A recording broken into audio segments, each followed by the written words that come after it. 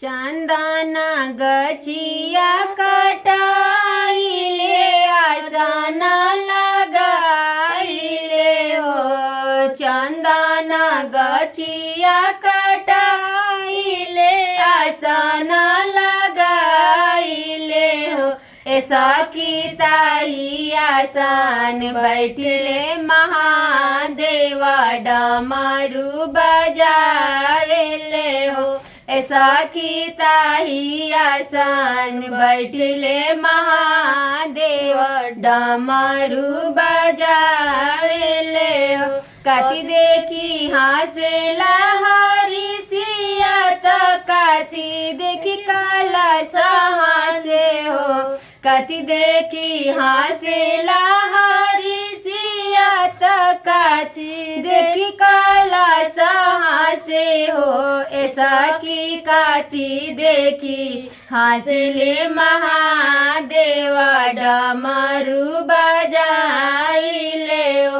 ऐसा की काती देखी हासिले महादेवा डमरू बजाइले हो।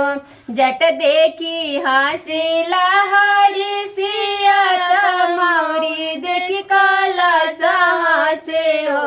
जट देखी हासिला हरी सिया मौरी देखी कलश हासे हो।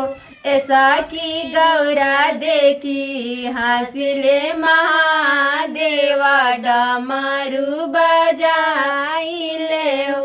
ऐसा की गौरा देखी हासिले महादेवा डमरू बजाइले हो।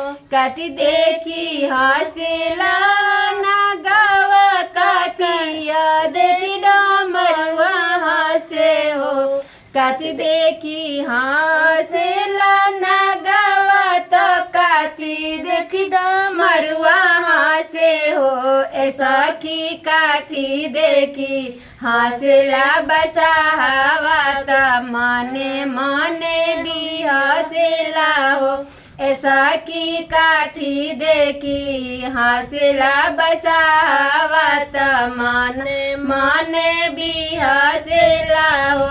रूप देखी हासिला नगवत भाव देखी डमरुआ हासे हो। रूप देखी हासिला नगवत भाव देखी डमरुआ हासे हो। ऐसा की जोड़ी देखी हासिला बसावता मना मना भी हासिला हो। साकी जोड़ी देखी हासिला बसावता मना मना भी हासिला हो।